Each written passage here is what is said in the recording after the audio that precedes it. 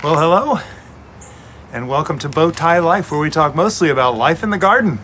I'm Bowtie David. We live in Destin, Florida, now Zone 9B. In fact, Destin is split right down the middle between 9A and 9B. Today, we are actually going to go through the process of overwintering our hot chili pepper plants. We have a few here that are not, in the previous video, full-length video, we covered in a low tunnel all of our hot peppers except for this one row, and we want to preserve some of these for next year. And coming up pretty soon, we are, some of you know I totaled my Durango. Someone pulled out in front of me, and our new one is on the way. As soon as that's done here, hopefully this next week, we will be going for our free compost run, and I want to take you with me to see what I get and talk about some of the options that of what's out there, because there's a lot of good compost that's free or cheap that you can use in your garden that won't break the bank. So be sure to subscribe if you haven't done so already, so you don't miss a thing. And for those of you who have subscribed, thank you so much. You are my heroes. You have made Bowtie Life what it is today. So let's look at getting one of these pepper plants, or more than one, overwintered. Hi, I'm Bowtie Dave.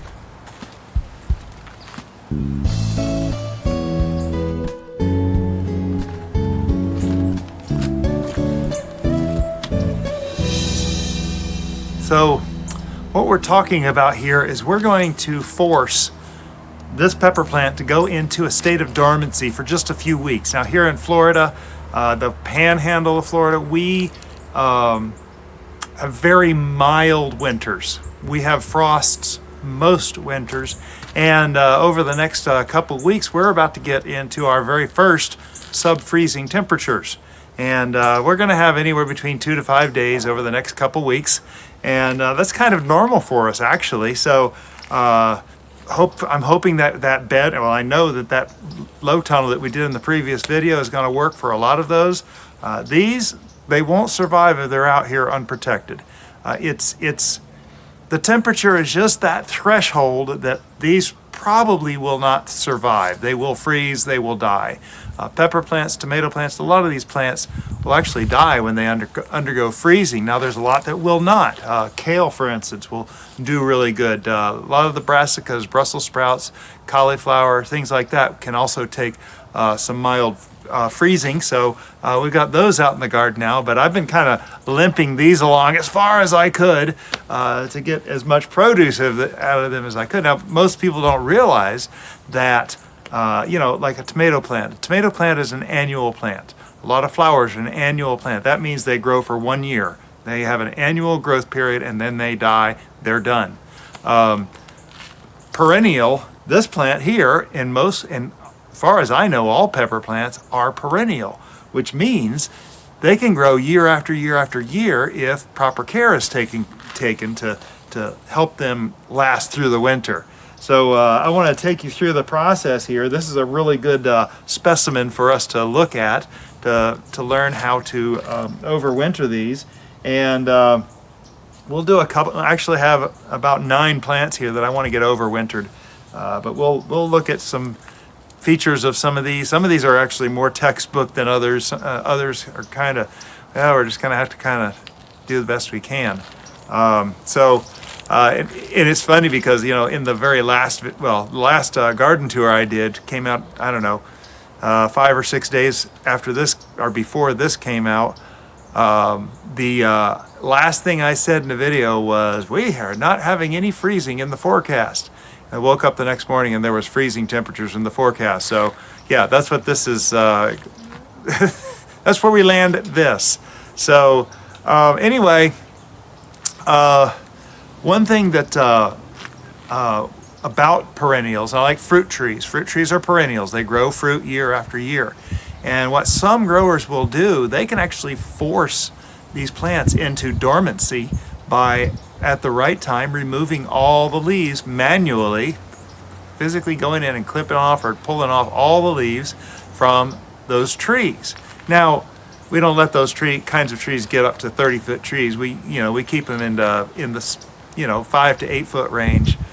So it's a lot easier to manage. But you can force those trees into dormancy, and you can force these plants into a dormancy period, and they can do that dormancy period. And that's what we're going to see as we go through. You'll notice that when we put this in a pot, I'll talk about how we're kind of scrunching it in and getting it all closed up for the season, and what effect that has on it. So anyway, I'm going to take you a little closer in here so you can see what's going on as I start pulling these out of the bed and putting them into small pots. In fact, these are the pots that we're going to be putting these pepper plants in. You say, well, that's a small pot, and actually that's kind of part of the magic of this, because you take as much of the roots as you can and you stick it in here, and those roots will sense right away, ooh, I can't grow anywhere, I can't get anywhere. So it kind of goes to sleep. It's kind of like holding a chicken upside down. It's like, okay, I'll sleep now. And you can't keep them in there too long, and you also have to keep them watered, which we're going to do that, of course. But anyway, yeah, this is the size pot that we're going to use for this plant right here, which is 2.5, almost 3 feet tall. So let's get in closer here and take a look at it. So the very first thing about this is we're going to be cutting back a lot of these branches. We're going to make this thing a much smaller plant with no leaves. That's going to be the goal here. And things like this right here, this is going to come off. Now I'm going to save that because, well, I don't know if I want to save seeds from that one, but this one here, we can cut off some of these extraneous things without harming the plant at all.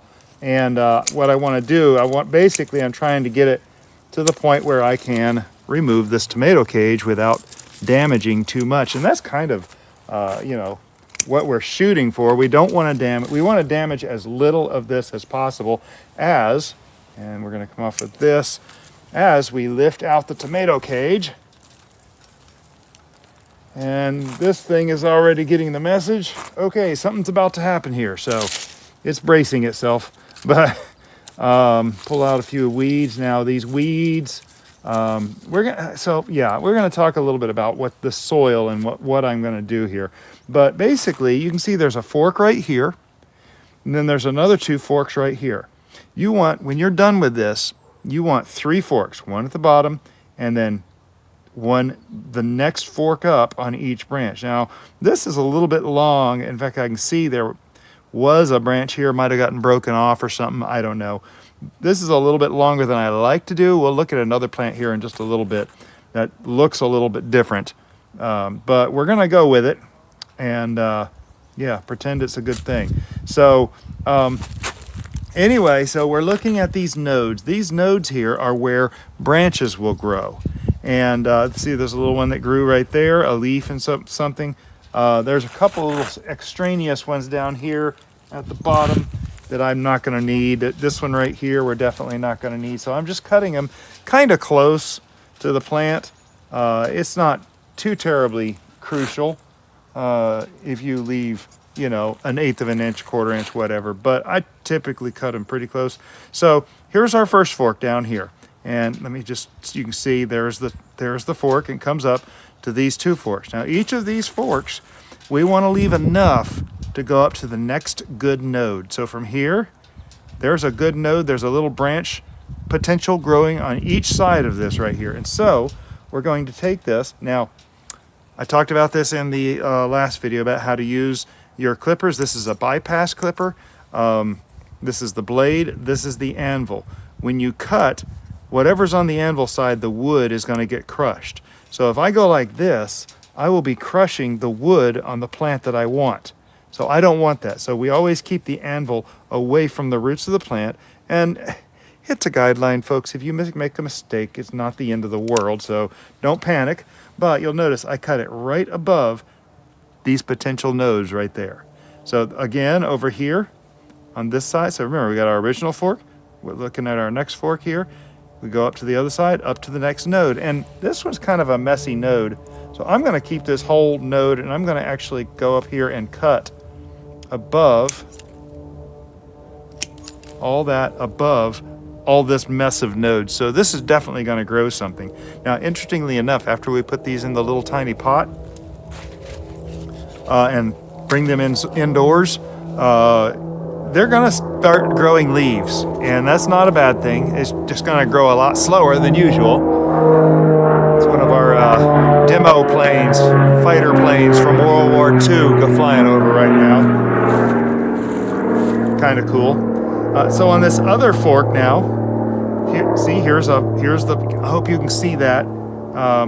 There's a fork right here. It's kind of at a bad angle for the camera, but this backside goes into these 3 branches, and I'm going to just clip all 3 of these branches off just above this. Again, it's kind of a multi-node, kind of like this one was. And then this other branch here, there's 2 branches here. I could cut here in the middle. In fact, I do like that because this node is coming outwards. That's a good direction for a branch to grow. So I'm going to go ahead and take off right here. So that is all that's left of that pepper plant. That's all it needs to go dormant now. And you'll notice it has a little bit of woody stem. That's a really good thing. It means it's healthy. And we're going to go in here and we're going to take out some of these roots. Now, ooh, look at that dollar weed. That's one thing that I have to keep an eye on. If you have a lot of weeds, oh, that's part of the weed. That's part of the root of the plant right there. But if you have a lot of weeds, this is a challenge sometimes. And also if you have a lot of pests, which we do here in Florida. But I'm going to talk about that. Now, what I'm going to do here is I'm going to take and just make a circle about as big as this pot, because I want this thing to kind of squeeze down in here. So I've got my sharpshooter shovel here, and we're going to damage some roots. You want to damage as little as possible, but it's going to happen. You're going to damage some roots. You're going to prune some of the roots, and that's okay. But I'm going pretty deep just to make sure I've cut it loose and made this pepper plant its own entity, basically. And so now comes the tricky part. Now, there's a couple of ways to do this. And again, it's like everything else with gardening. There's no real right or wrong. It's going to depend on your situation, okay? I'm going to do this, and I'm going to talk about what we just did. But look at there. You see that perfect ball of roots? And there are roots from the pepper plant kind of sticking out here. If I hold this up here, it's about the right size. So I'm going to pick this up, and I'm going to stick it down into this pot. And I'm going to kind of have to force it a little bit. And that's okay. We're not going to panic. Not yet, at least.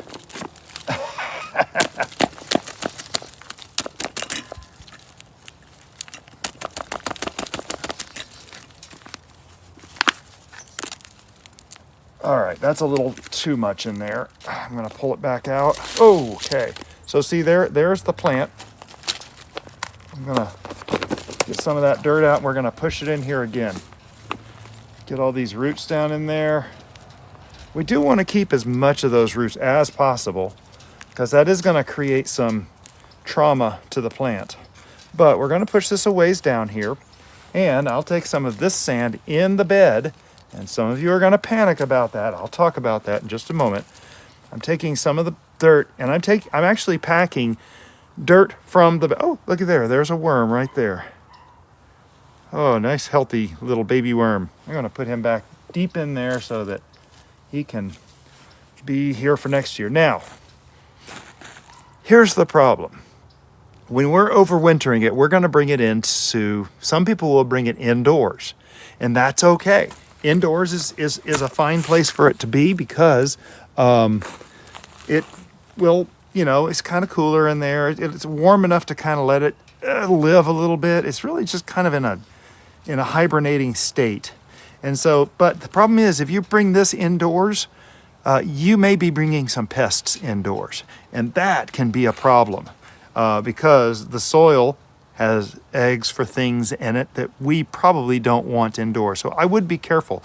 There is a process where you can actually take it out, wash the soil off, put it in brand new potting soil, and then bring that indoors. Now, in our case, we have a Florida room. It's actually outside of the house. It's closed off. And I don't care if we get gnats and stuff in the Florida room. And it's not going to be much because the Florida room is actually going to be cooler. Another really good place to put this is the garage. It's dark and it typically stays cooler because it's closer to the outside. So you can take this and put this in an outdoor, in an enclosed area that stays cooler but not in the freezing temperature. So that's, in that kind of situation, having the soil from the garden really isn't a problem, because if you have some gnats in the garage, you open up the garage on a breezy day, it's cleared out. So that's all there is to it. But you can see here, we've got our main fork here, each of the other two forks, a single node above each of these other two forks. So one other solution. Now, we live in Destin, Florida. We basically live on a mini-mile beach. So we have a lot of sand, and I just went over to my sand pile and grabbed some sand. And you can actually, and I've done this before with great success, you take some of the sand, just plain sand, you can use play sand, whatever kind of sand you have, or you can go to the store and get you a bag of it, and you put about a 1/2 inch on top of there of that sand, and that will actually hold in hold in most of the pests that you might have in there. You don't want to bury it too deep because you don't want to get above this crown of the plant, but you do want to put some of that. So that plant is ready right there. It's actually, the soil is nice and moist. I did notice it rained yesterday, so I know it's good moist soil. And this is ready to go indoors. This is ready to go into our Florida room just like it is right there. So I'm going to do a second one here for you just to kind of see it happen again. And by the way, I do save these tags. This is a peppadew. That one is hard to read. I happen to know, I'm pretty sure these were planted around January, the end of January, in fact, about a year ago. So these plants are a year old. So I'm going to do basically the same thing here. I'm going to take my clippers. And again, you have the bottom fork and you have the next forks up. There's a fork there. Now these are kind of off kilter. And notice here, look, that little leaf popping off there. We're going to go ahead and pull that off. We're not going to need that. But we're going to come up from this fork here, up to the next fork, and we're going to leave one node on each one of these branches up here. So I'm just going to come in here, keep my anvil away from the roots on both of these, chop them off. And I have a ripe peppadew there. I'm going to save some seeds from that. And then we're going to do the same thing on the other side here. Now this one here already has some dead parts to it, which concerns me a little bit, but frankly, if this doesn't work, I'm not too worried about it. So this branch has a not ripe peppadew, so I'm not worried about that one. There's a decently ripe peppadew. But this branch here does have a ripe peppadew on it. Gonna come up to here, and it's the exact same thing, folks. I have 1, 2, 3 forks, and that's it. That's all we need. Now this one, unfortunately, in the past few days, and the wind got a pipe dropped on it from my trellising above. So that's why it's kind of flopped over a little bit. But I'm gonna give it a chance to survive anyway. Grab me a pot over here. So here's another pot about the right size. And I'm gonna come in here with my sharpshooter. And I mean, you can use a sharpshooter, hey, for that matter. I got a hori-hori right here. You can use a hori-hori. Doesn't matter what you use. And in fact, I think this might even be a little better because it's more manageable in my hand. And I'm basically coming around, cutting any roots that might be in there to make this thing stand on its own. There we go.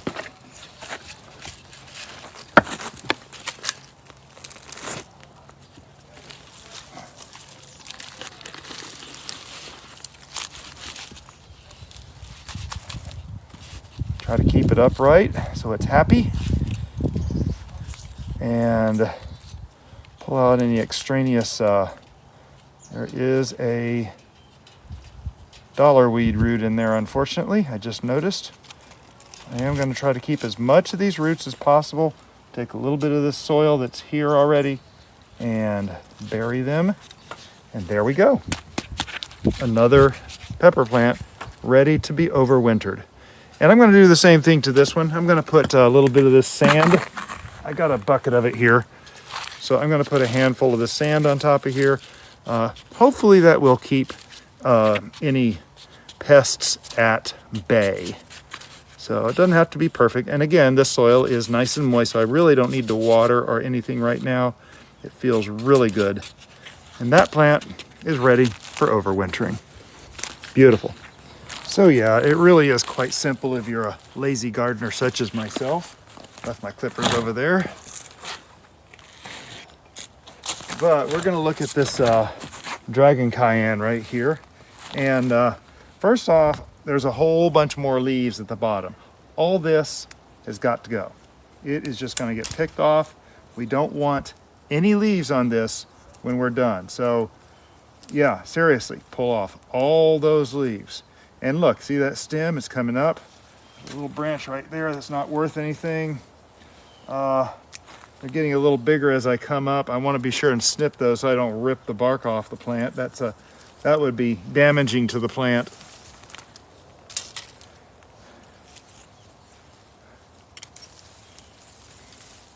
So this thing actually survived pretty good from its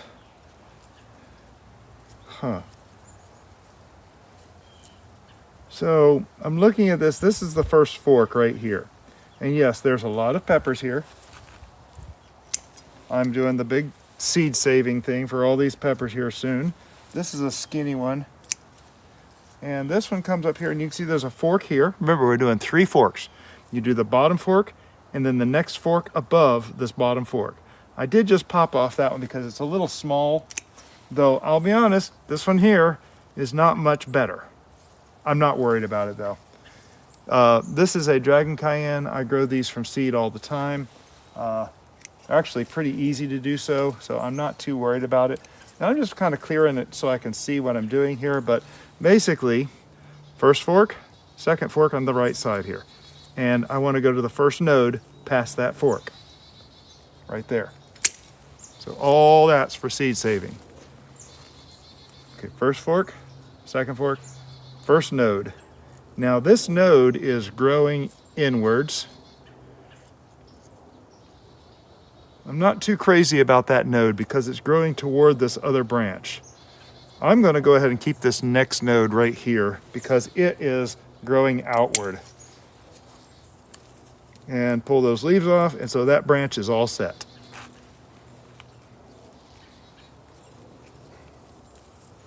Same thing on the other side.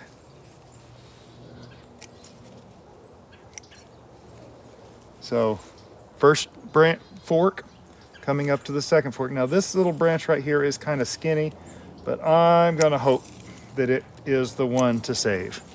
It may not be right, but it's one of the reasons why you end up with 4 points of growth on every one of these plants. Gives you that much more chance to have some growth.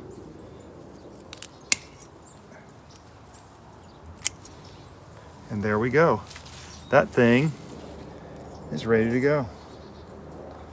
We'll put that in the pot in the same exact way. Textbook overwintering.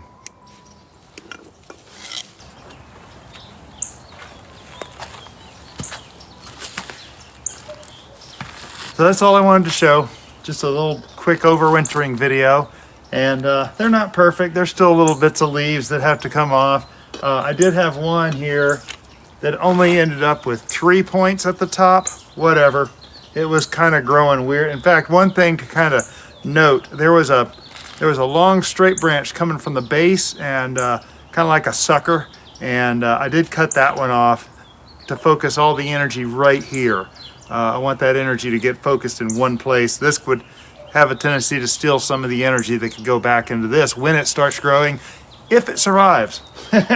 So this is not, repeat folks, this is not a 100% thing. Last time I did this about 3 years ago, I had spotty success. I overwintered, I believe, 3 pepper plants. 2 of them died. One of them actually survived most of the time. I actually overwintered it for far too long. I ran out of time, but I can't remember which kind it was, but it gave 2 little pups before it died, and those 2 pups were my pepper plants for the next year. They survived. So anyway, don't think of this as a 100% thing. And I have absolutely zero doubt that there is a master gardener out there doing the Home Alone scream at some of the stuff I did. You really have to look at your situation. I have a very good place to put these. I'm not worried about pests.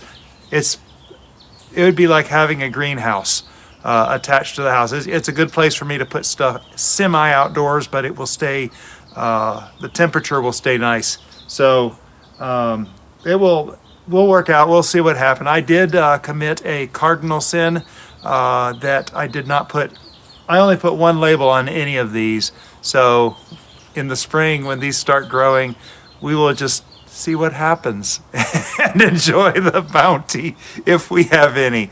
I'll still be planting some seedlings anyway in case some of them don't take. So anyway, that is 9 plants out of the garden bed. Wow, it looks bare because now I can come in here and do my cardboard mulch in here. Look at the garden tours for January 2024 to see all the stuff about garden mulch with cardboard. Corrugated, not cardboard, corrugated board. So, anyway, this is going to drive me nuts, isn't it? All right. Thank you for following along today. I appreciate you being here. To those of you who have subscribed to the channel, you are my heroes. I am serious in that. You have helped grow the channel to what it is today. We're working very hard to growing our channel to the next level. And once we reach that point, we're going to be able to do even more stuff. For those of you just finding Bowtie Life on YouTube, for the first time, this is my own personal journal of everything going on in the garden. My ADD brain, I've tried logging, I've tried photographing, and I've tried different ways to keep records. And these videos just tweak my brain and keep me interested. And when I come out and do something, I have a hard time coming out and do something without the camera. I really just enjoy recording things, and I play these things in my morning routine as I'm getting ready and brushing my teeth and getting dressed and stuff. I play my videos, and sometimes they remind me of stuff that I've forgotten about, and that happens from time to time. So be sure to subscribe so you don't miss a thing coming up as I'm documenting the garden. So anyway, another way to help is to hit the thumbs up on this video and share this video with your friends on social media that are looking to extend the life of their pepper plants, get more peppers, and get a head start on next year's season. So it's a really good way to do that. Anyway, I can't think of anything else. I hope this didn't go too long, and I hope you learned something new. Have a blessed day.